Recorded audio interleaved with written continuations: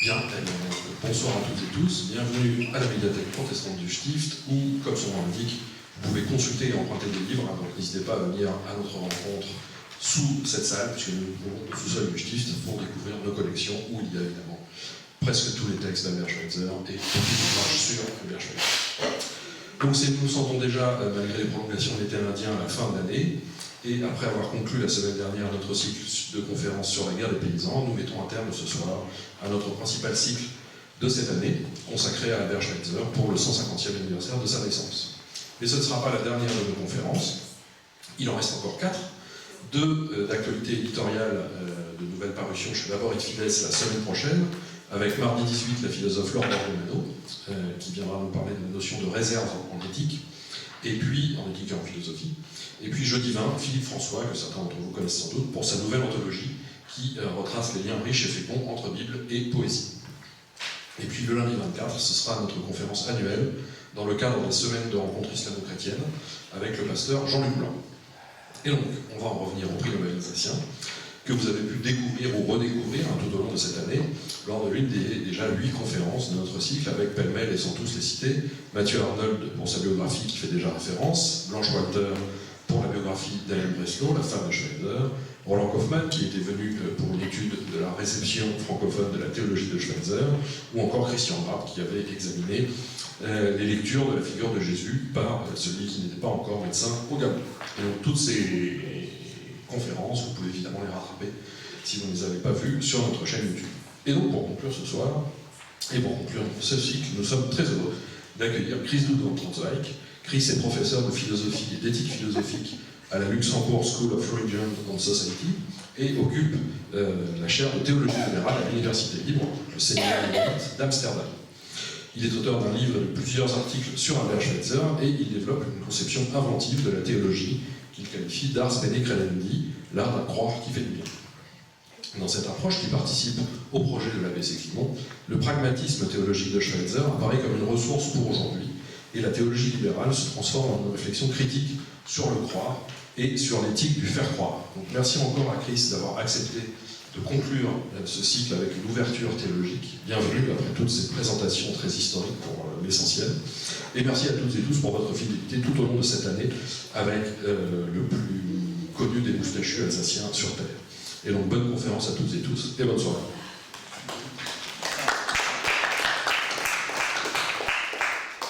Un grand merci pour cette introduction qui m'apprend que j'ai plus rien à dire. Donc qu'est-ce que vous allez faire ce soir? Vous êtes libre. Mais bon, l'idée c'est donc que je vais parler un peu d'Albert Schweitzer comme inspirateur pour d'une théologie pour demain. C'est très prétentieux de ma part. Ouais. C'est tellement prétentieux de ma part que vous voyez sur le handout, est-ce que tout le monde a un petit papier, que j'ai gardé ça pour une conclusion. Et j'étais en train d'écrire aujourd'hui, de préparer un peu pour ce soir, et je n'ai pas écrit la conclusion. Donc, on va voir comment on va parler de la théologie de demain. Cette théologie de demain, ça serait en fait, effectivement, comme dit tout à l'heure, une théologie libérale, parce que c'est mon destin à Amsterdam, où j'ai la chaire pour la théologie libérale, et où j'essaye de développer une théologie que j'appelle inventive. On va y revenir donc après, aussi pendant notre échange, j'espère. Une théologie inventive, ça veut dire pas uniquement créative. Ça serait trop facile. Le mot inventif fait référence à un paradigme en philo. Je suis plutôt philosophe que théologien, quoique c'est où est la différence. Mais le paradigme de la rhétorique, le ars inveniendi que vous trouvez par exemple développé par Cicéron, le ars inveniendi, c'est l'art de trouver des arguments et de loci, donc des arguments pour convaincre ou persuader un public. Ça, c'est la rhétorique. Et ce qui m'a toujours fasciné, c'est que la théologie, depuis, disons, le IVe siècle après Jésus-Christ, pour aller vite avec Augustin, c'est complètement ficelé, focalisé sur le paradigme de la métaphysique, c'est-à-dire la question de l'être. On veut savoir qui est Dieu, combien, pour combien de temps, combien ça coûte, ce genre de questions métaphysiques, ontologiques concernant Dieu. C'est un peu étrange à mon avis, parce que le mot pistis, foi, croyance en grec, est dérivé tout bêtement de peito, c'est un mot très banal à l'époque, c'est-à-dire c'est le résultat d'un processus de convaincre, de persuasion, un processus rhétorique. Donc ma thèse, plus ou moins, c'est que la théologie libérale qui s'est plantée, à mon avis, et on peut en discuter avec Schweitzer, qui s'est plantée un peu dans cette question ontologique, ferait mieux de penser la théologie à partir de la rhétorique. Et tout de suite, la théologie n'est plus principalement la question sur Dieu, mais la question de croire. Parce que faire croire, c'est faire de la rhétorique. Voilà. Cette idée que la théologie devrait se transformer en épistologie, c'est-à-dire réflexion sur le croire, moi, je l'ai reçu, pour ainsi dire, de mes lectures multiples d'Albert Schweitzer. Je suis sûr qu'il ne se retrouverait pas du tout dans ce que je vais dire sur ce sujet, mais c'est quand même grâce à lui que j'ai trouvé l'idée. Il y a une idée de Ludwig Feuerbach, je ne sais pas encore comment c'est fait, une idée de Ludwig Feuerbach qui se pose la question, mais en fait, c'est quoi un grand auteur? C'est quoi un classique? Et il utilise le mot en allemand, un grand classique se caractérise par le fait de son Entwicklungsfähigkeit. Donc un grand classique, en fait, c'est un auteur ou une œuvre qui n'est pas achevée. Qui n'est pas achevée, mais qui donne à penser, qui donne à développer des idées. Ça, c'est un grand classique. Et c'est dans ce sens-là que, pour moi, Schweitzer est un grand classique parce qu'il continue à donner à penser, même à un tel point que peut-être les résultats de ses impulsions sont plus du tout schweizeriennes. Mais on va voir ça. Donc, je commence et j'aimerais réfléchir avec vous ce soir sur une question principale, je pense, chez Schweitzer. La question de savoir qu'est-ce que se décider. Dans la vie quotidienne, on croit comprendre qu'est-ce que c'est, se décider. Mais si on se penche sur le phénomène, tout d'un coup, on ne sait plus. C'est un peu comme chez Augustin, la réflexion sur le temps. Il faut mieux éviter d'y penser, car finalement, si on réfléchit, on va trouver quelque chose qui n'est même pas une chose. On va trouver un moment qui nous échappe. Le temps, c'est quoi? Le temps, c'est un passé, mais le passé n'est plus, donc le temps n'est rien. Le temps, c'est l'avenir, mais l'avenir n'est pas encore, donc le temps n'est pas. Or, dans ce cas-là, le temps est le présent. Mais le présent, c'est quoi? C'est 2 minutes, 1 minute, 1 seconde, une fraction de seconde. Le temps présent, c'est l'instant, on dirait. Mais si on dit instant, on dit très bien qu'est-ce que c'est le moment. Le moment est toujours en mouvement, et c'est l'instant, c'est-à-dire l'instance, cette chose qui n'est pas stable. Instance. Ça, c'est le temps. Bon, un peu pareil pour la décision. La décision n'est pas un phénomène. Un phénomène, je peux l'avoir. Ce verbe d'avoir va devenir assez important. d'un phénomène, je peux avoir une représentation. Mais qu'est-ce que serait une représentation d'une décision? Aucune idée. Et tout de même, on parle d'une décision prise ou d'une décision à prendre. Comme si on peut prendre une décision dans la main. Il n'y a rien à prendre dans une décision. On ne possède jamais la décision. Prendre une décision serait quelque chose comme prendre ce qui nous échappe par définition. Prendre quelque chose dont on ne garde qu'une trace, une sorte d'écho ou un sentiment vague qui signale l'évasivité de cette décision. Et ça veut dire que toute décision est colorée par une sorte de mélancolie, par une nostalgie. Prendre une décision veut dire, en fait, toujours avoir raté le moment de prendre cette décision. La décision s'est prise avant que j'ai pu faire quelque chose. Maintenant, j'observe déjà que vous pouvez encore quitter la salle. Une question un peu inquiète dans nos yeux. Est-ce que je suis au bon endroit? Parce que c'est annoncé comme une petite causerie sur Schweitzer. Et ce n'est pas encore le cas. Voilà. J'espère que ça va devenir quand même le cas. Mais cette notion de décision serait notre leitmotiv un peu de ce soir, parce que je suis convaincu que la problématique de la décision était, dans la vie de Schweitzer, le leitmotiv. Comment se décider, c'était la question principale de Schweitzer. De toute façon, pour la première part de sa vie et de ses périples remarquables, vous connaissez sans doute tous un peu sa biographie, parce que comme Alsacien, ça fait partie de votre culture de base, de votre identité en quelque sorte.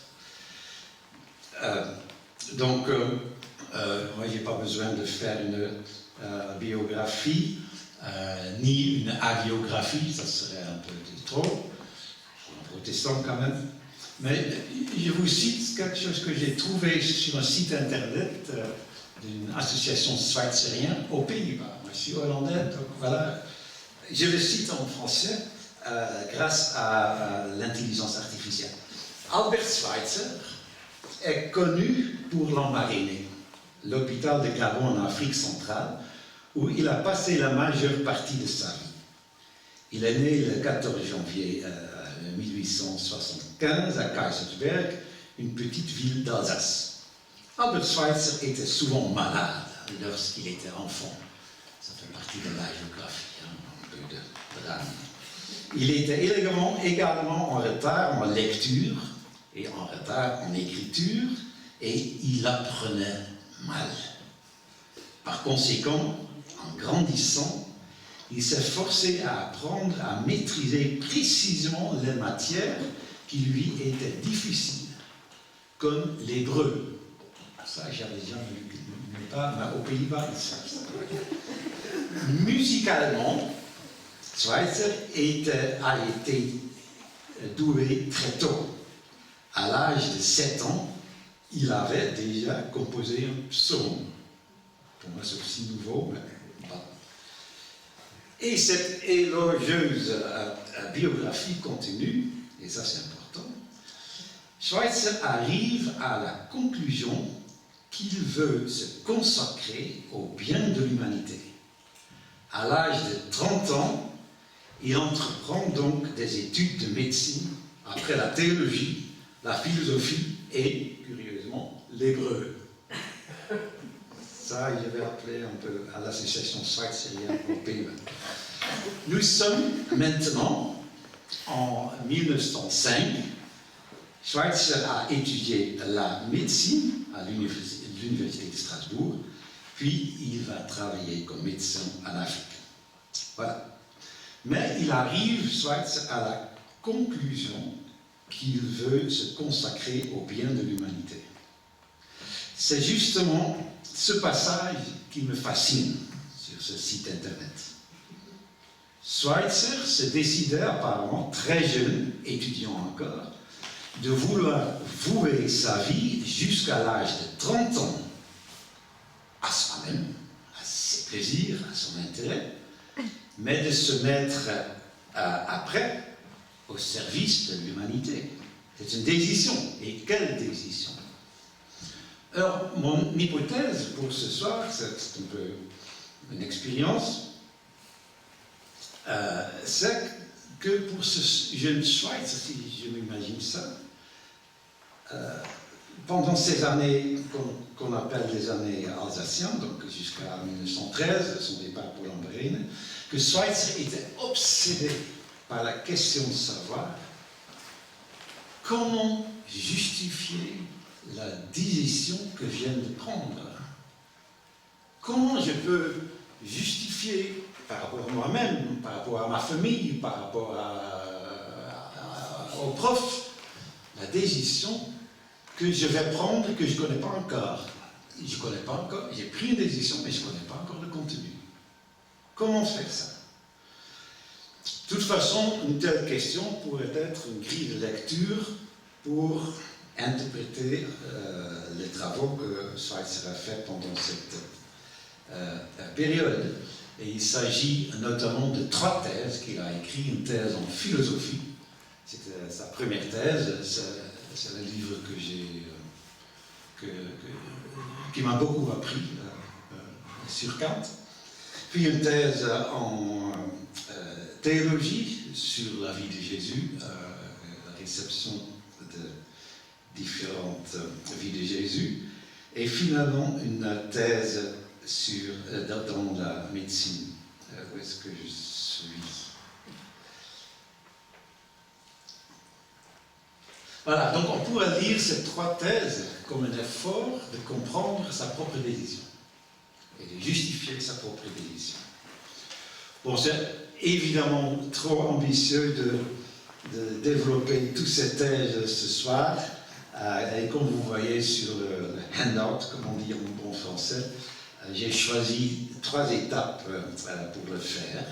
D'abord, j'aimerais travailler un peu avec vous sur la question de savoir, mais qu'est-ce que c'est se décider en philo?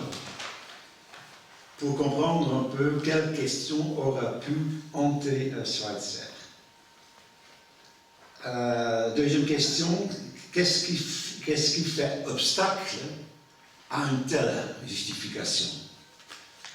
C'est peut-être le cœur de mon propos de ce soir. Ce qui fait obstacle à la compréhension et à la justification d'une décision, c'est tout simplement notre être humain. C'est le fait que nous sommes en vie. Et le troisième point, comment cet obstacle et cette justification émergent éventuellement dans les travaux de Schweitzer sur Kant, sur Jésus. Et j'ai ajouté surtout, peut-être on y arrive, surtout les travaux que Schweitzer a fait avec 2 grands musiciens à Paris, Charles-Marie Widor sur l'orgue et Marie Jaël piano. Et les 2 instructeurs ou instructrices de piano avaient leur théorie sur l'exécution de la musique. C'est-à-dire, il avait fait une réflexion sur la question de savoir comment une volonté peut se réaliser en touchant le clavier. La réalisation d'une volonté, c'est donc la réalisation d'une décision prise. Et ma intuition un peu, comment dire, un peu hors sujet, c'est de dire que Schweitzer a trouvé son principe du respect de la vie pas du tout dans des œuvres de Kant, de Nietzsche ou des hindous. Non, il a trouvé cette idée auprès de son prof de piano, Marie-Jaël. On va y revenir peut-être. D'abord, qu'est-ce que se décider? La décision est une énigme philosophique et surtout existentielle profonde. On ne sait pas qu'est-ce que c'est. Et tout de même, une décision, ça existe, on le fait de temps en temps. Schweitzer lui-même s'y penche dans son autobiographie quand il écrit en 1896, aux vacances de la Pentecôte, par un rayonnant matin d'été, je m'éveillais à Günzbach et l'idée me saisit soudain. La formulation est importante, que je ne devais pas accepter mon bonheur comme une chose toute naturelle et qu'il me fallait donner quelque chose en échange. Ça, c'est une phrase bien connue de Schweitzer. Il prend donc une décision, et cette décision a le caractère d'une blitz, quelque chose d'imprévu et imprévisible. C'était, je pense, je crois Schweitzer sur sa parole, une vraie décision, dans le sens une décision pure. Car elle concerne un revirement radical de sa vie. Schweitzer, littéralement, on peut dire, se décide. Il décide sur sa vie, sur sa propre vie, et il décide de vouloir la vivre radicalement autrement.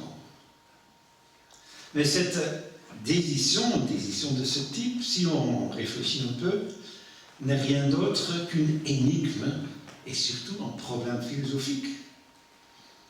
Parce que c'est bien sûr facile de dire que je prends une décision pour toute ma vie, mais une telle expression suppose déjà que je suis seigneur et maître de cette vie. La décision radicale sur la vie présuppose que la vie m'appartienne. Et c'est tout le contraire qui sera le cas dans la pensée de Schweitzer lui-même. Si on pense de nouveau à cette formule de respect de la vie, et surtout la formule suivante, Ich bin Leben, das Leben will inmitten von Leben, das Leben. Et vous le trouvez aussi sur le papier à la fin. Je suis vie qui veut vivre au milieu de vie, des êtres vivants qui veulent vivre. Donc la volonté de vivre est déjà une expression de la vie.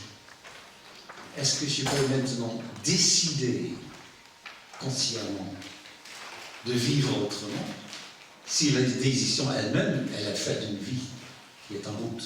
Qui prend la décision? C'est moi? Ou est-ce que c'est la vie? Ou les deux? Et comment faire la distinction? Donc, qu'est-ce que c'est se décider sur sa vie si la vie ne nous appartient pas? Comment je peux avoir ce qui n'est pas encore la vie future?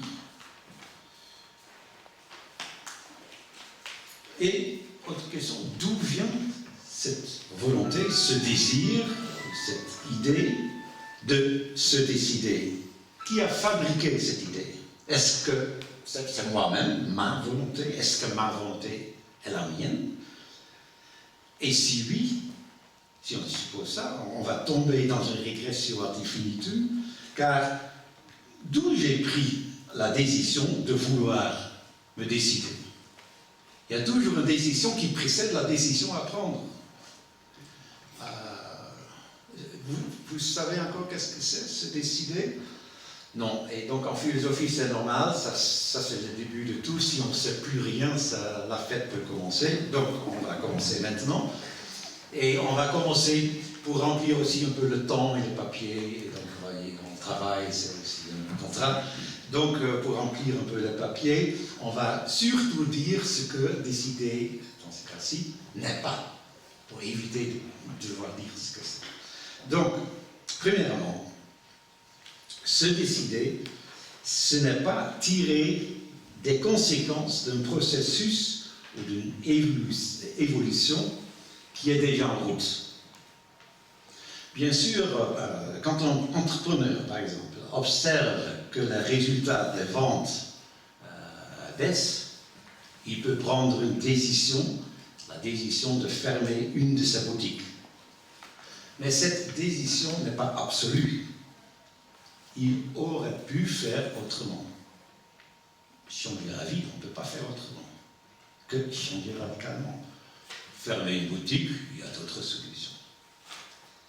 En fait, on dirait en philo qu'il s'agit là d'une décision hypothétique, car l'entrepreneur voit une tendance négative, il fait ses calculs, il en extrapole un avenir probable et il prend sa décision par anticipation. La fermeture de la boutique se serait passée tout probablement aussi quand il ne fait rien. Autrement dit, tirer des conséquences d'une tendance réelle, ce n'est pas prendre une décision pure, en termes philosophiques, une décision catégorique, mais c'est une anticipation calculée, basée sur une hypothèse, donc hypothétique. Les motivations pour une telle décision hypothétique sont multiples. Peut-être que l'entrepreneur craint de perdre sa face auprès de ses collègues. Parce qu'aujourd'hui, il vaut mieux garder l'idée et l'image d'autonomie, de maîtrise, que de tomber dans une sorte de fatalité. Mieux c'est suggérer qu'on sait gérer la vie, l'évolution, et donc de décider en cours de route, que de se laisser entraîner par les événements. Donc, deuxième option, se décider, c'est pas non plus choisir. Donc, ce que je dis en fait, c'est chaque fois, Schweitzer n'a pas décidé d'une telle manière. Schweitzer n'a pas choisi entre options. Qu'est-ce que c'est choisir comme décision? Choisir, c'est s'orienter dans un présent, c'est-à-dire s'orienter selon la disponibilité actuelle des options ou des objets. C'est cette disponibilité qui va déterminer mon avenir. Choisir, c'est donc décider par exclusion. On ne peut pas tout avoir en même temps. Dans le magasin, et Alexandre le sait parce qu'on a fait l'expérience hier, dans le magasin qui va bientôt fermer, le client est séduit quand même par l'offre de réduction exceptionnelle et il lutte avec un embarras de choix. Trop de choses disponibles, trop de prix cassés. Ce client, il va donc s'imaginer un avenir à partir de ce qui est présent. Il entre dans une délibération qui oscille un peu entre pour et contre, pour finalement trancher. Il s'achète un outil qui dorénavant peut déterminer ses actions. Choisir entre options, c'est aussi, comme l'était tirer des conséquences d'une tendance, un type de décision hypothétique. Mais maintenant, le calcul, l'imagination, ne se fait pas par extrapolation d'une tendance, calcul des risques, mais par une imagination positive des options, de possibilités.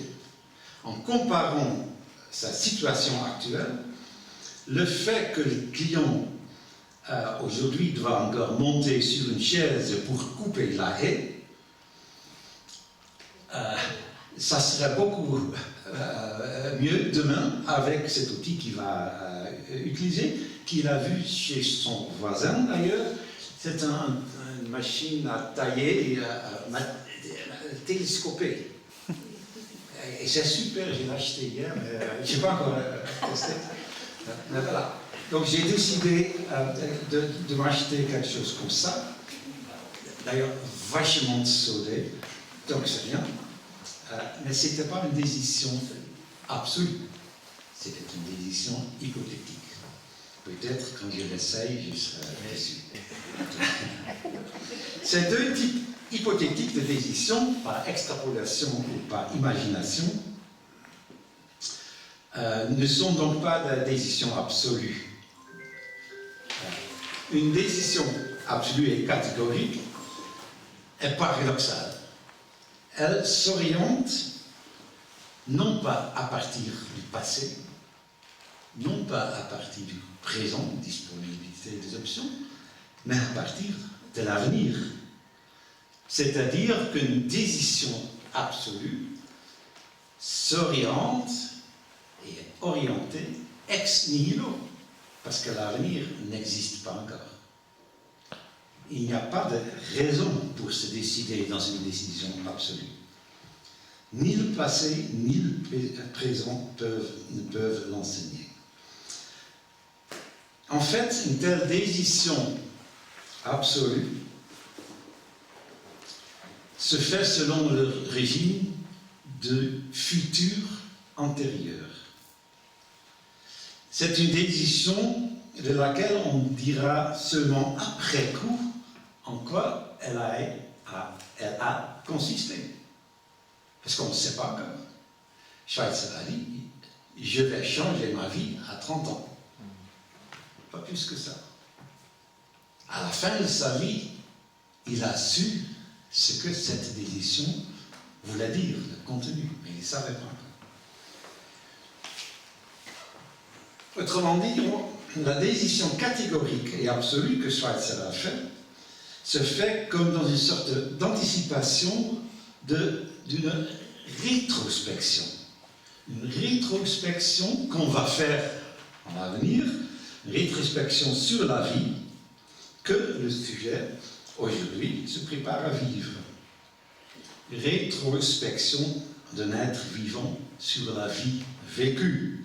Rétrospection de la vie sur la vie.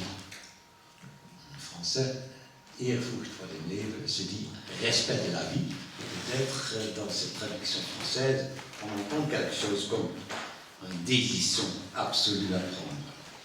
Respect de la vie, respect, rétrospection, tous les deux, c'est lié au latin respicere, c'est-à-dire regarder en arrière.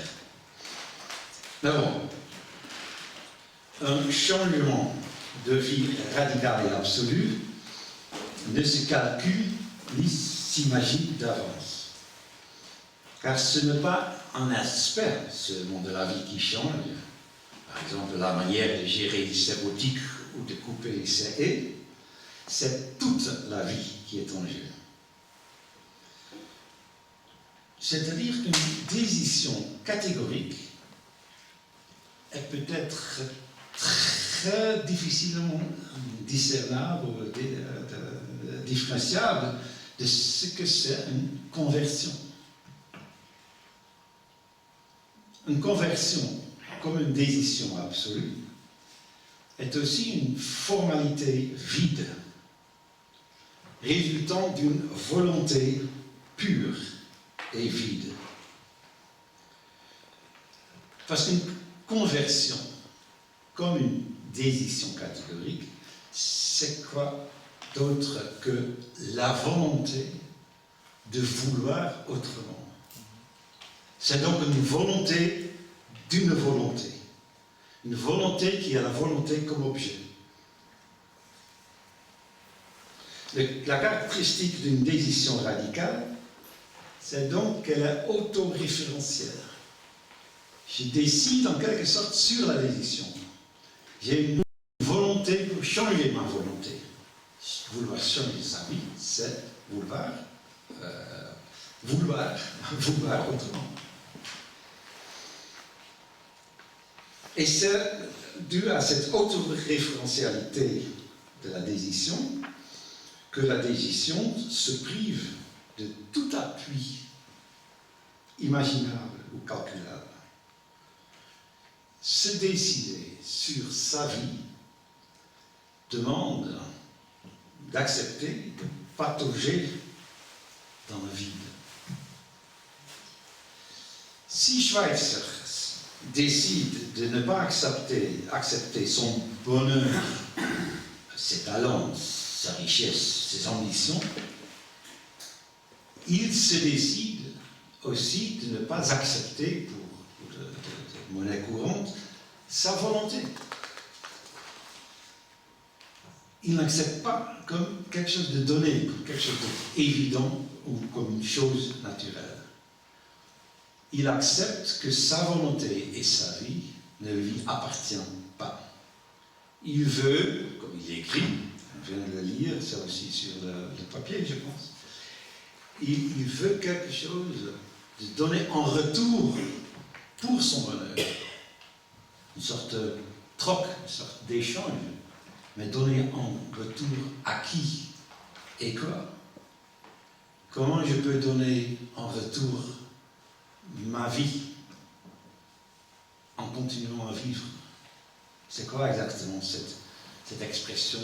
Pas d'autre qu'une belle métaphore politique. Bon, le temps passe vite, oui. Donc, je vais faire vite. Ce qu'on a trouvé maintenant, c'est que Schweitzer a pris donc très jeune une décision. Je vais changer ma vie. Et que cette décision est tellement radicale qu'elle consiste seulement dans la volonté de changer sa volonté. C'est tout. Il ne sert à plus rien. Qu'est-ce qui fait maintenant obstruction à une justification de cette décision? Comment il va l'expliquer à ses parents, à ses amis, à ses profs? Comment faire ça? Donc ça, c'est la partie toujours encore un peu philosophique.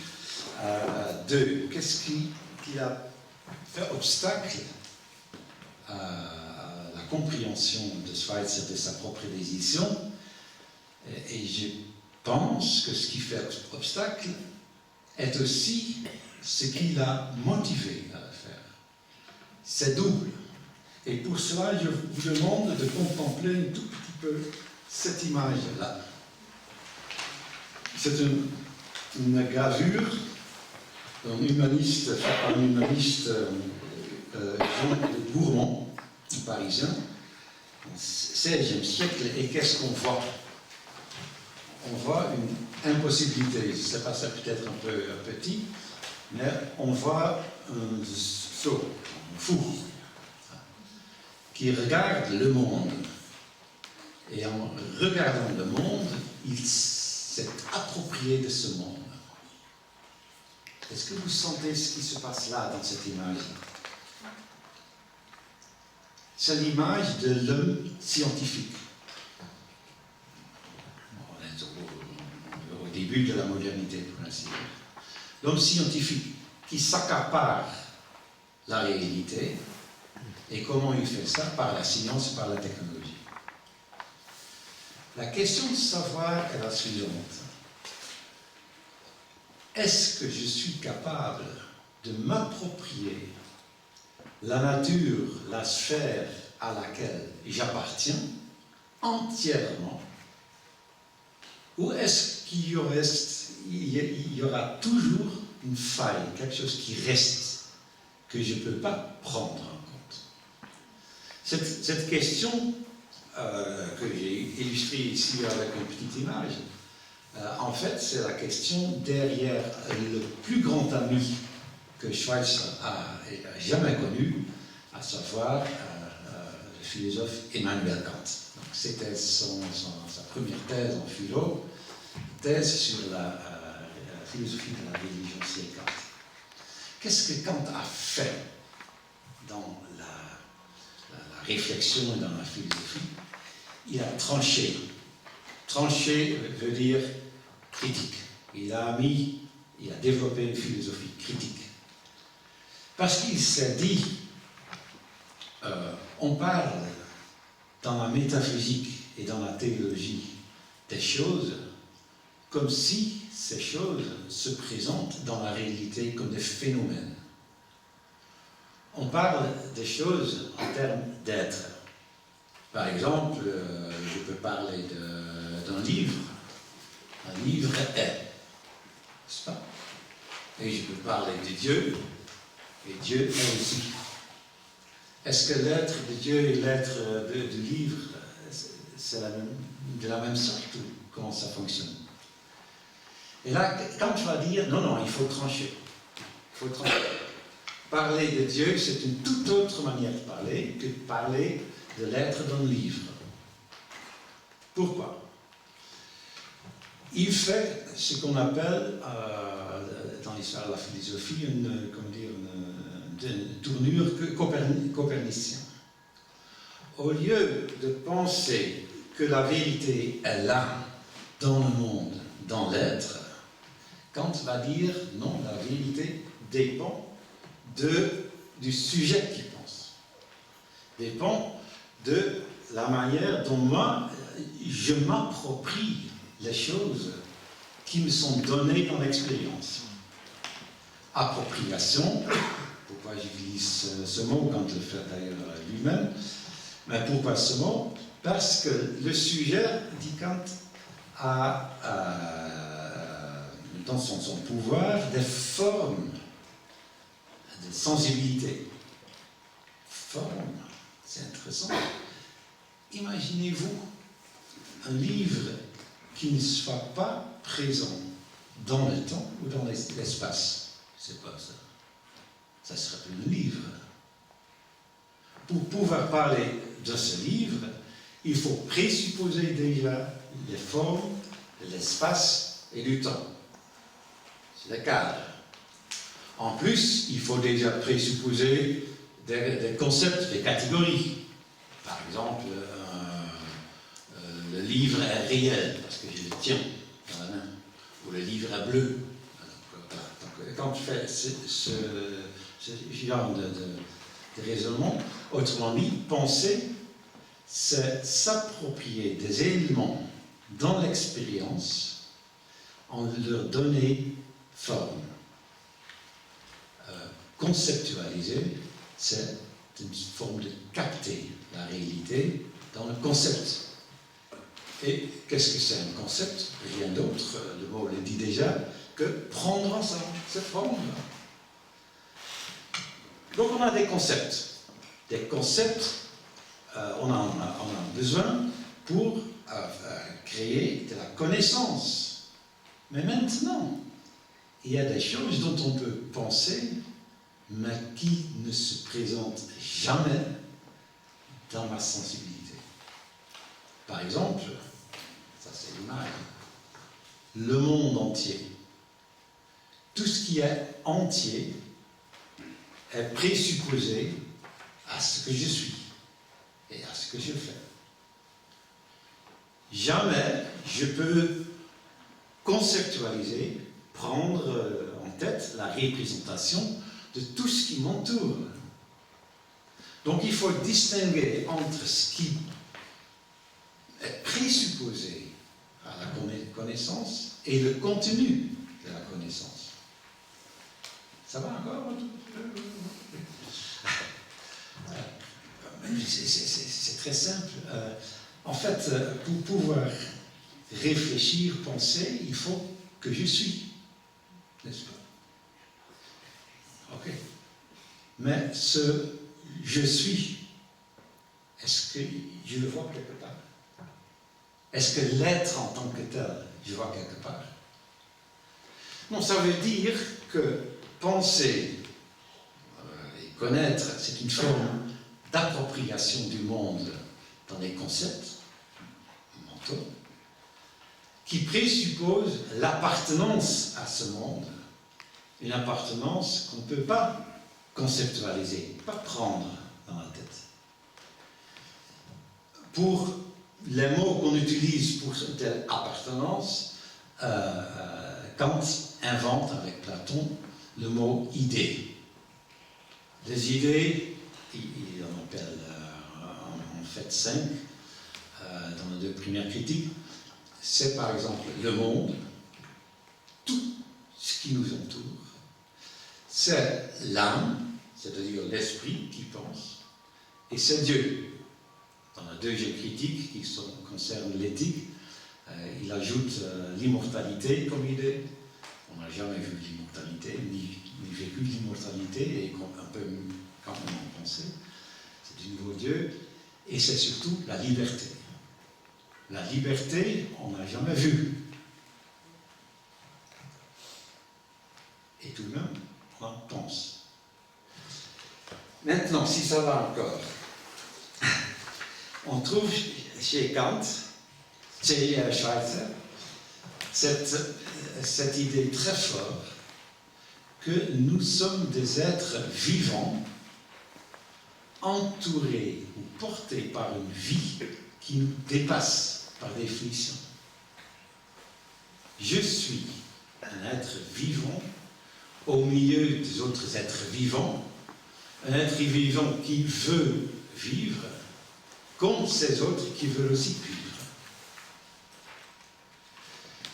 Donc Kant a hérité, Schweitzer a hérité de Kant la distinction entre concept et idée, entre s'approprier de connaissance et appartenir à.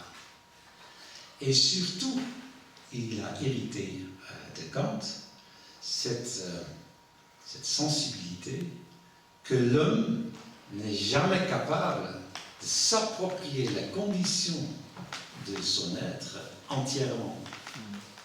Il restera toujours une faille. Toujours, il y a quelque chose qui nous échappe. Encore 10 minutes, ça va?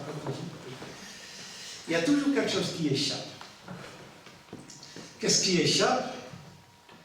C'est précisément le trop grand de toujours déjà présupposé que je ne peux pas représenter dans un concept. Mais il y a une différence entre Schweitzer et Kant. Schweitzer l'appelle le plus grand maître qu'il a jamais eu, et tout de même un maître avec qui il est entièrement en désaccord. Ça c'est vraiment le classique, le grand maître. Il faut être en désaccord avec le vrai maître, sinon il ne donne pas à penser. Parce que chez Kant, cette distinction entre les idées et les concepts est purement formelle. Il les pense.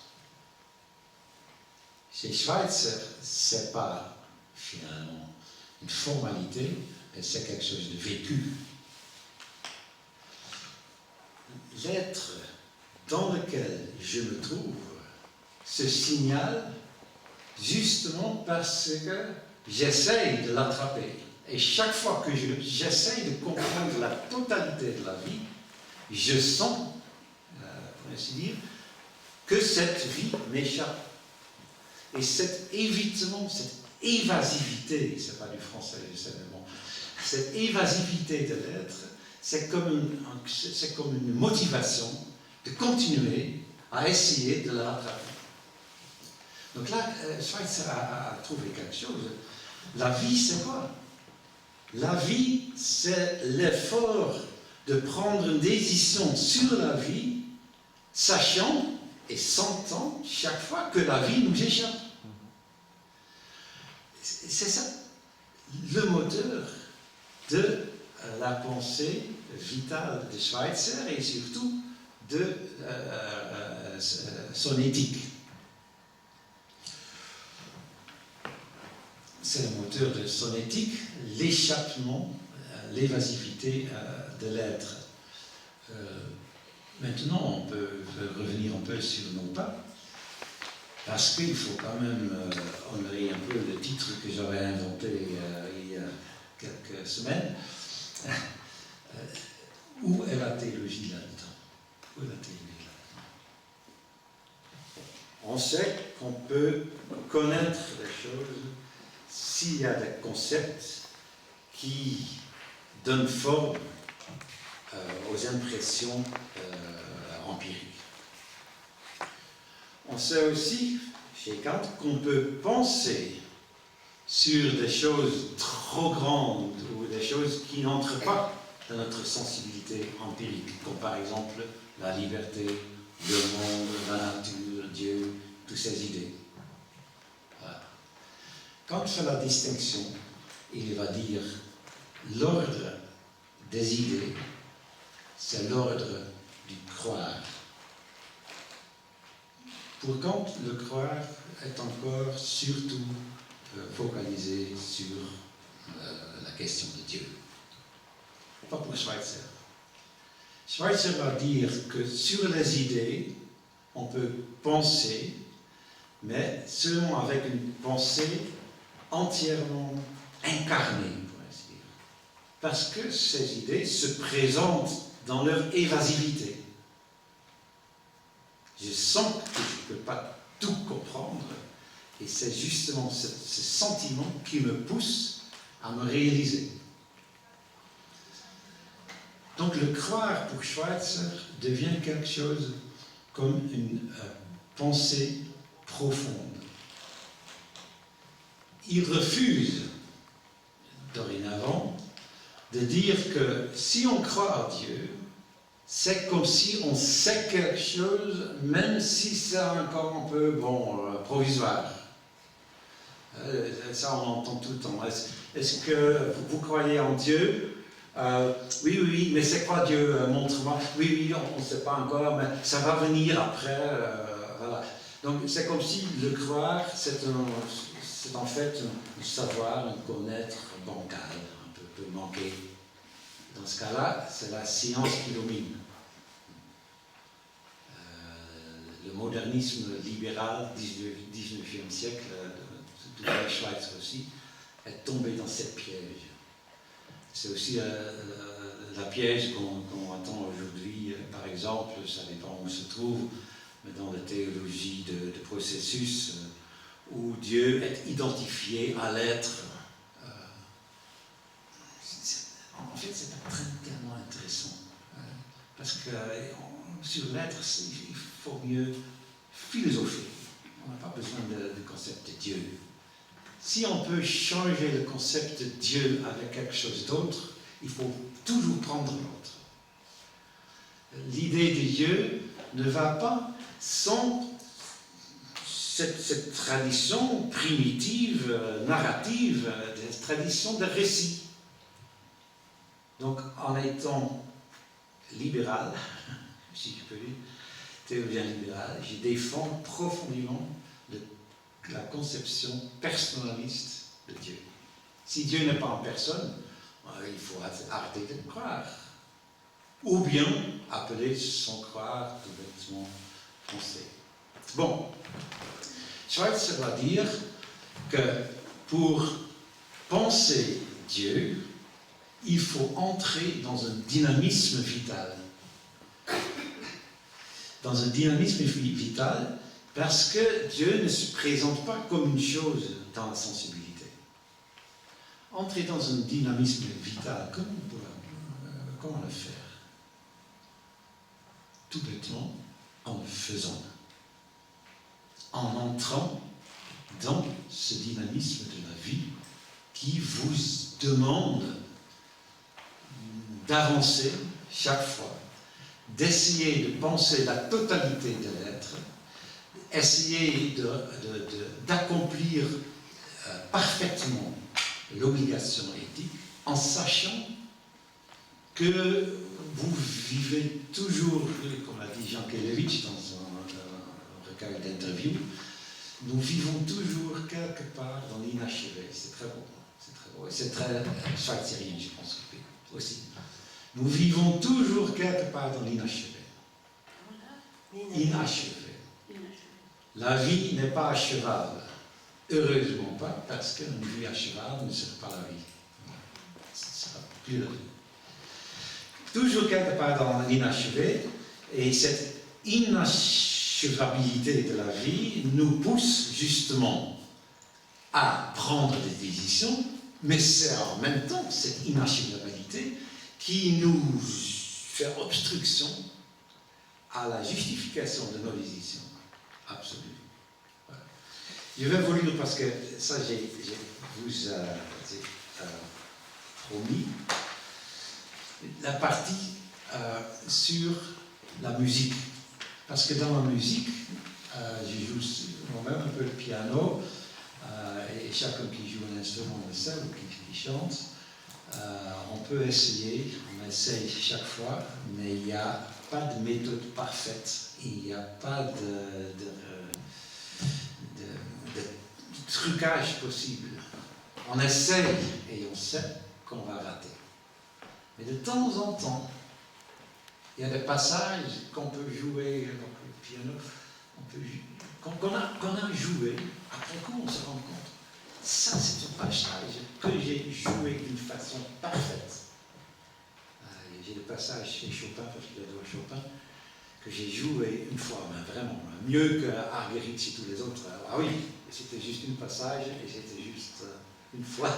Et chaque fois, je réessaye, je loupe. Mais ce dynamisme musical explique comment on peut faire des décisions absolues. À Paris, où Schweitzer étudie l'orgue chez Jean-Marie Widor et le piano chez Marie-Jaël, comme j'ai dit, un volet s'ouvre sur la problématique de la décision et de la volonté. Car, comme explique Widor, un rythme musical, ce n'est rien d'autre que l'énergie d'une volonté qu'on impose sur le temps. C'est très joli, Schweitzer cite ça, une très belle formule, mais est-ce que cette formule approfondit vraiment la problématique de savoir comment je peux réaliser la liberté? C'est une question. Schweitzer va dire qu'il a affaire avec deux grands inconnus dans cette expression. Un rythme n'est rien d'autre que l'énergie d'une volonté imposée sur le temps. Le vouloir, prendre une décision libre, c'est quoi?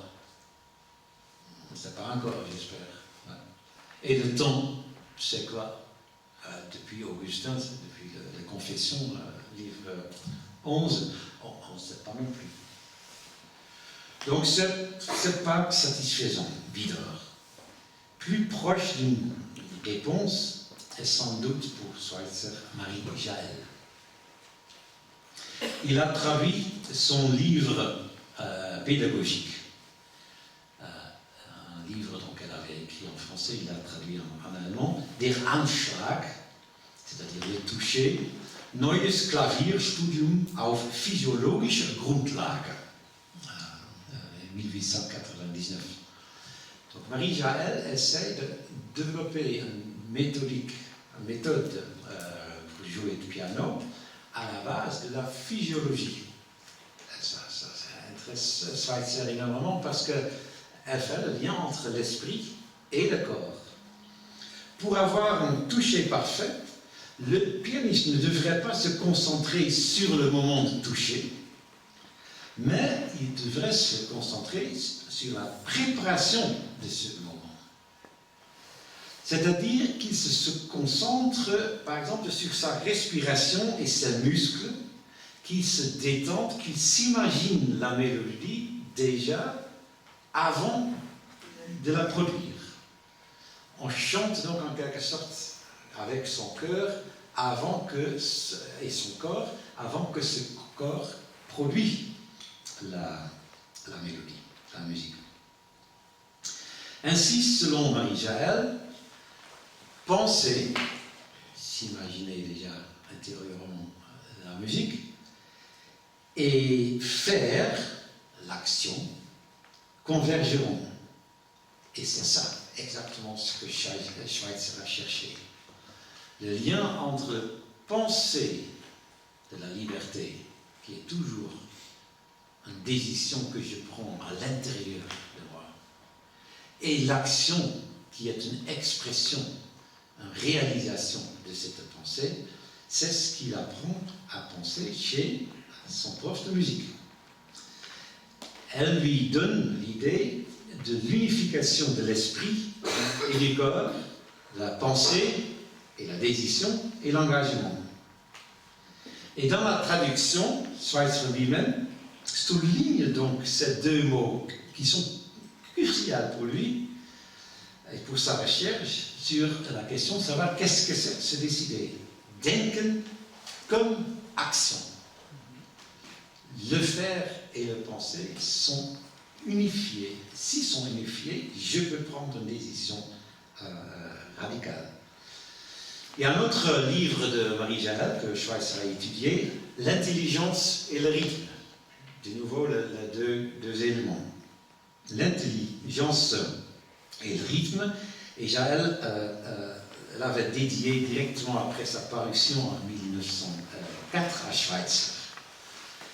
Et c'est drôle, j'ai étudié un peu le manuscrit dans le musée Schweitzer à Günzbach, parce qu'on voit que Schweitzer écrit dans les marges ses commentaires. Il fait ça très souvent, avec un crayon rouge.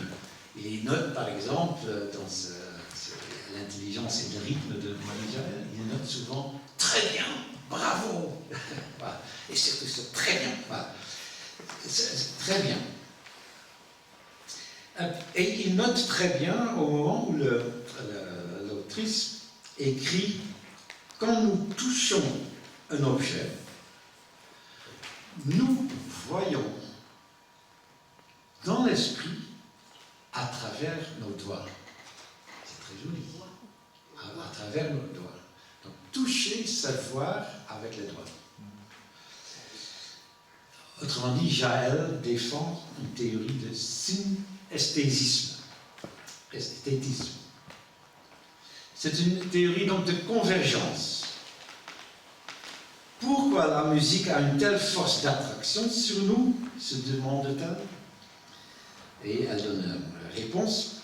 C'est parce que toute la sphère musicale, tout ce qui est l'ouïe intérieure, est capable d'être traduite dans des expériences spatiales, dans la sphère extérieure, des choses observables et touchables.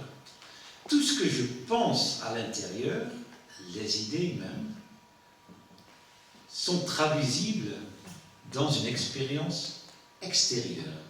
Les phénomènes, les nous-mêmes et les phénomènes, dans la langue de Kant, communiquent.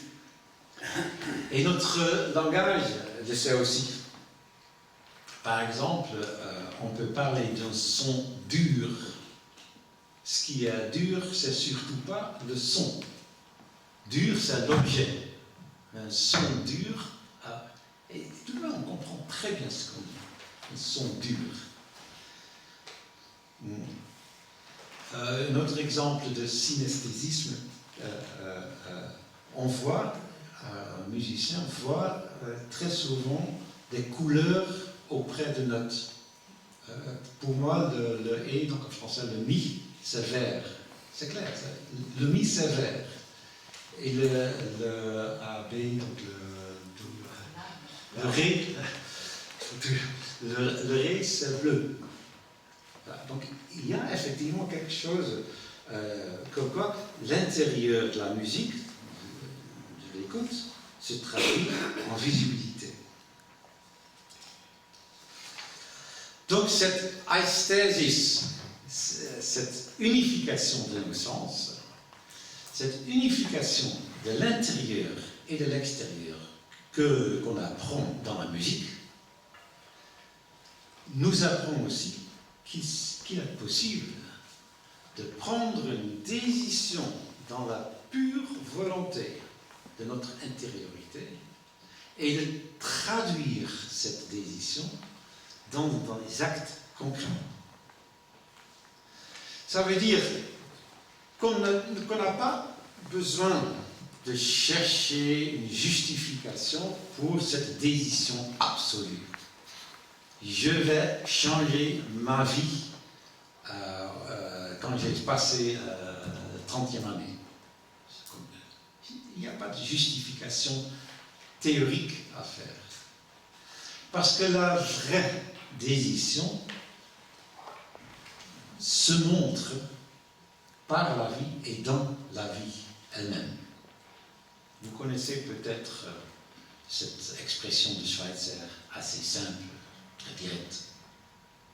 On lui a demandé, mais comment vous savez maintenant votre projet éthique, votre principe de respect de la vie, comment vous savez que c'est vrai? Expliquez-nous. Et il a répondu très simplement, My life is my argument. Donc c'est ma vie qui fait preuve de la vie. C'est la vie qui a décidé absolument qu'elle veut se transformer. Et la seule faute que Schweitzer, jeune, a peut-être faite, la seule inconséquence, mais c'est pour cela qu'il est grand comme auteur, c'est de fixer pour cette conversion absolue de la vie une date, 30e de sa vie. Parce qu'une décision absolue est une décision qui ne connaît pas de temps, qui ne connaît pas d'espace, qui n'a pas de cause, qui n'est pas hypothétique. Une vraie décision, comme Schweitzer l'a prise, est une décision qui se fait instantanément, c'est-à-dire toujours et jamais. Maintenant, vous voulez peut-être encore avoir un peu d'indications sur cette théologie libérale de l'avenir. On peut faire deux choses. Moi, je peux raconter quelque chose, on peut aussi ouvrir le débat et on peut entrer, et je peux l'expliquer pendant le débat, c'est comme vous voulez. Je regarde un peu au président de la séance. J'ai dit encore quelques mots. Voilà. Donc, j'ai commencé déjà tout au début à dire que la théologie classique se base sur le paradigme métaphysique, question de l'être. Qu'est-ce que c'est Dieu? Avec Kant, c'est un grand problème. Parce que l'être de Dieu est un être qu'on peut penser, mais qu'on ne peut pas connaître. Dieu n'est pas un étant, comme dit Heidegger. Ce n'est pas quelque chose qui est, pas une entité. Dieu est une idée. Okay. Mais si on parle de Dieu, on parle quand même de Dieu. Il y a toute une tradition qui parle de Dieu. Par exemple, la Bible, c'est quand même un livre assez épais qui fait déjà son travail pendant des siècles. Donc, il y a un parler de Dieu. Comment maintenant utiliser cette tradition des croyants qui se sont exprimés sur Dieu sans entrer dans le piège de la métaphysique? La réponse après Kant était assez simple, ça a commencé avec Schleiermacher, c'est par le biais de l'interprétation. Si on ne peut pas dire quelque chose sur Dieu, on peut réfléchir à partir de ce qu'on a dit sur Dieu. Et ça, c'est le tournant herméneutique dans la théologie. Moi, je pense qu'aujourd'hui, il y a presque plus de théologiens qui pensent encore dans un cadre métaphysique, ontologique pur. Ça, non. Toute la théologie orthodoxe et libérale est entrée dans cette phase de l'herméneutique. On ne parle pas sur Dieu, on parle à partir de l'interprétation de ce qu'on a dit sur Dieu. C'est quelque chose d'autre. Mais on peut aller faire un pas un peu plus loin. Parce que si on dit qu'on va interpréter ce qu'on a dit sur Dieu, on peut suggérer toujours encore qu'il y a un sens, une signification fixe derrière le texte. Que ces textes sont, pour ainsi dire, des codes qu'il faut ouvrir pour trouver le vrai sens. La théologie herméneutique peut toujours encore attendre à une réponse définitive sur la question de savoir que signifie Dieu. plus qu'est-ce que c'est Dieu. Non, ça, mais que signifie Dieu. Maintenant, avec Schweitzer, si on fait le parallèle avec Schweitzer, est-ce qu'une telle question, une telle attente, qu'est-ce que signifie Dieu? Et l'attente que Dieu signifie quelque chose de fixe, est-ce que c'est encore valable? Je ne pense pas. Parce que si on prend Dieu comme un mot de quelque chose qui vit, un Dieu vivant, on ne peut jamais attraper Dieu dans le temps, ni dans l'espace, ni dans son sens. Dieu est un signifiant à partir duquel on produit du sens. Ça pourrait être un sens de signification qui n'est pas pensé ou suggéré par les textes ou par les auteurs qui ont parlé de Dieu. Mais le texte et le texte sur Dieu sont comme des catalyseurs de l'émergence des sens qui nous fait vivre. La théologie de l'avenir qu'on pourrait développer à partir de Schweitzer ne serait pas une théologie métaphysique. Ce ne serait pas une théologie herméneutique, quoique. Mais ça serait peut-être une théologie heuristique. Heuristique veut dire l'art de trouver. On cherche et on trouve quelque chose. Mais surtout aussi l'art de produire un sens à partir de quelque chose qui est donné. Mon idée, c'est que si on veut penser une théologie en parallèle avec Schweitzer et à partir de la pensée éthique de Schweitzer, ça serait une théologie de la vie. Et comme la vie est imprévisible, une telle théologie devrait être imprévisible. C'est une théologie qui n'envisage pas de résultat. C'est une théologie qui se fait chaque fois de nouveau en étant en route. Donc c'est peut-être même pas une théologie. C'est peut-être tout simplement une réflexion permanente sur l'acte de croire, qu'on a vu. Et cette réflexion permanente sur le croire est elle-même une forme de croire. Pour croire, il ne faut pas signer un papier confessionnel. Ça c'est juridique, ça on peut faire à la mairie. Il ne faut pas non plus faire le calcul métaphysique sur Dieu. Ça se fait au Moyen-Âge chez les scolastiques.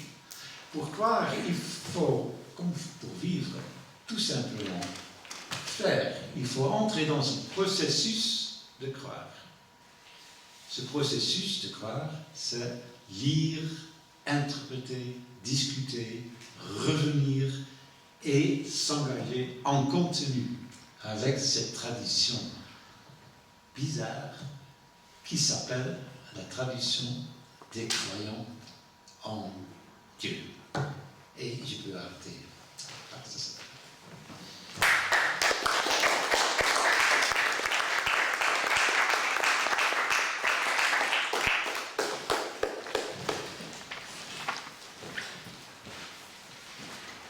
Merci beaucoup Chris pour cette relecture de la trajectoire de Schweitzer, philosophique et théologique. On peut avoir un temps de questions. Si vous avez des questions, n'hésitez pas à vous manifester. Succession. Voilà, sur n'importe quel sujet qu'a abordé Chris ce soir. Je fais circuler le micro. Levez la main.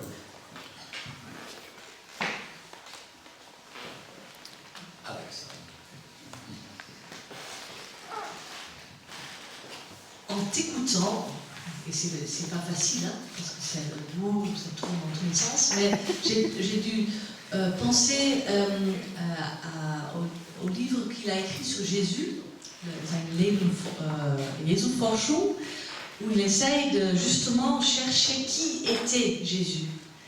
Et à la fin, du livre, il dit que c'est impossible de répondre à cette question et qu'il redonne Jésus à l'histoire et que ce qui reste, c'est l'appel de Jésus au lac de Gethsémane, allez et devenez des pêcheurs d'hommes. C'est en fait, c'est ça que cet agir, cet appel et de se mettre en route. Oui, tout à fait. Donc, Schweitz s'est intéressé, mais c'est rien de nouveau pour vous, parce qu'il y avait déjà Christian Kraps qui expliquait ça. Mais Schweitz s'est intéressé à la question de savoir mais qui était Jésus. Et donc, dans la tradition, disons, critique, historico-critique, il y avait par exemple Lessing, Gotthold Ephraim Lessing, qui a cru avoir trouvé une solution. Il a dit, bon, il ne faut pas croire en Jésus, parce que si on commence à croire en Jésus, bon, on entre dans toute une discussion dogmatique. Jésus est le Fils de Dieu, celui qui a réconcilié l'homme avec son destin, avec Dieu, etc., etc. Donc, toute une doctrine. Ça, ce n'est pas nécessaire. Il faut croire comme Jésus. Jésus, la croyance de Jésus, parce que c'est un juif croyant, ça, c'est la croyance qui peut nous être inspirée. Voilà. C'est pas mal, je trouve. Donc, ça veut dire qu'il faut lire la Bible et faire un peu le tri. Qu'est-ce que Jésus a cru, et on va essayer de comprendre ça. Schweitzer va encore un peu plus loin, parce qu'il va dire que Jésus a cru à la fin du monde imminente et au royaume de Dieu qui serait aussi imminente. Et nous savons, après 19 siècles, on sait que ce n'est pas produit. Voilà. Donc on peut dire que Jésus lui-même, c'était le royaume de Dieu. Et donc c'est Jésus, c'est un peu la réponse de Schweitzer, Jésus, le royaume de Dieu, qui est toujours encore présent. Ça c'est le message du texte. C'est intéressant, mais comment Jésus est présent? De nouveau, cette question, comment on peut communiquer avec un type d'il y a 2000 ans? Ça se peut parce que c'est la volonté de Jésus qui nous inspire. Et c'est quoi cette volonté de Jésus? C'était une volonté de vivre. Il a cherché la vie, même à travers la mort. Donc la volonté de vivre, c'est ce qui nous lie à Jésus, parce que sa volonté de vivre n'était pas différente de notre volonté de vivre. Il y a une sorte d'écho à faire. Et si on va un tout petit peu plus loin, Schweitzer le fait d'ailleurs, cette volonté de vivre, on ne peut pas le connaître. Donc, Jésus, il faut le quitter, il dit, donner à l'histoire, redonner à l'histoire, comme une énigme. On ne connaît pas la vie. On ne sait pas qu'est-ce que ça veut dire, se décider radicalement. On ne connaît pas, mais on connaît quand même, on sait quand même que c'est une énigme. Et c'est une énigme, c'est le paradoxe de l'énigme. Une énigme absolue ne serait jamais une énigme. Parce qu'une énigme absolue ne laisse pas de traces. Donc Jésus est une énigme qui fait des traces par sa disparition. Il disparaît dans l'histoire, on ne sait pas qui était, qu'est-ce qu'il veut.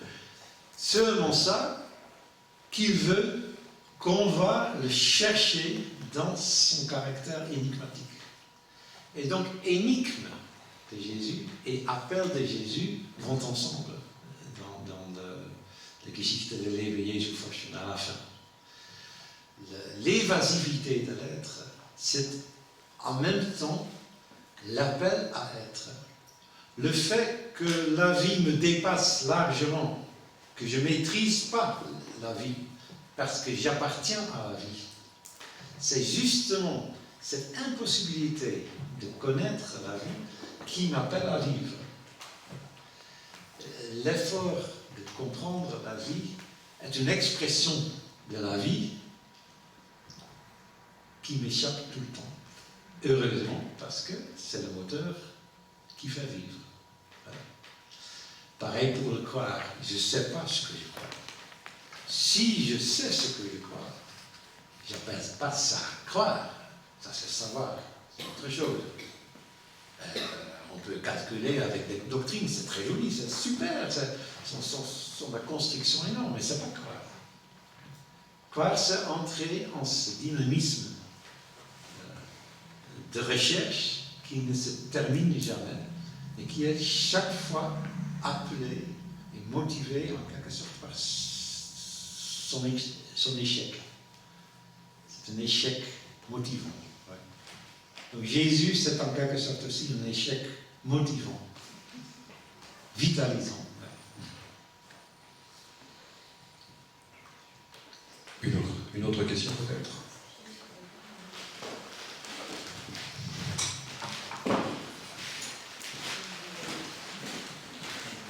Oui.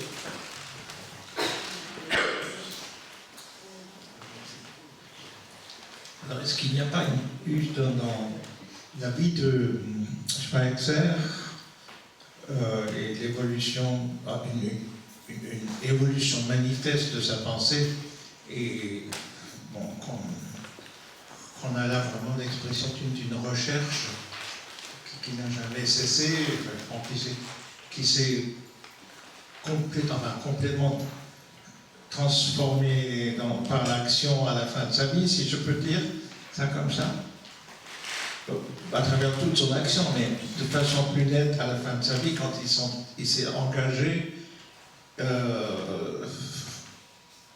à militer contre la bombe atomique. Est-ce que ce n'était pas le choix ultime, peut-être cette ultime volonté de vie? Oui. Bon. Oui. Heureusement que tu avances ce point-là, parce que ça c'est quelque chose que je voulais encore dire. Imaginons que Trump va recevoir le prix Nobel de la paix. Je voulais suggérer à la maison Schweitzer ou à l'association Schweitzer de redonner le prix Nobel de la paix de Schweitzer directement au comité d'Oslo, justement pour cette raison que Trump va de nouveau permettre des essais atomiques, etc. Mais oui, tout à fait. La bombe atomique et tout ce qu'il y a autour, pour Schweitzer comme pour Einstein, est très fondamentale. Parce que l'atomique est capable de détruire la condition de la vie. Et c'est-à-dire que la technologie atomique est l'effort de l'homme, de son hubris, de s'accaparer, de s'approprier la totalité conditionnelle de sa propre vie. Et à mon avis, ça confirme seulement un peu cette lecture que j'essaie de faire. On peut toujours essayer de s'approprier des choses si on garde en tête que l'appropriation totale serait la catastrophe. Et nous sommes devant des catastrophes. Je suis sûr. Avec l'intelligence artificielle, on peut en discuter, mais c'est quelque chose comme ça. C'est de l'ordre de la bombe atomique, l'autodestruction de l'homme. En t'écoutant, je me dis, est-ce qu'on ne pourrait pas faire le lien finalement entre sa découverte de « je suis vie qui veut vivre », etc., Et le baptême, en fait, ouais, je dis oui, il a commis une erreur en fixant une date. Et en fait, ça m'a fait tilt, je me dis, mais oui, mais en même temps, on est baptisé un jour. Et donc, c'est comme un. Tu vois, et que ça, toute sa pensée, c'est comme vivre de la grâce du baptême qu'on reçoit. Hein, on ne peut pas se baptiser soi-même. Donc, c'est. Voilà, j'ai fait le lien avec ça. Oui, c'est beau. Oui, donc effectivement, mais le baptême, c'est un moment symbolique. Et il y a aussi cette tradition chez les Mennonites où je travaille de confirmer régulièrement son baptême par une confession écrite chaque fois à nouveau. Donc on revoit sa confession. Et ça m'inspire beaucoup parce que c'est une manière de croire en continu. Donc quand j'ai voulu dire il a fixé une date, fixer une date, c'est déjà calculer un peu parce qu'à 30 ans j'ai déjà fait mes études. Voilà. On entre dans une décision hypothétique et pas dans une décision catégorique. Voilà, c'était juste ça. Mais effectivement, le symbole est très important. Justement pour pouvoir croire. Sinon, on entre dans le savoir. Oui, c'est beau, comme exemple.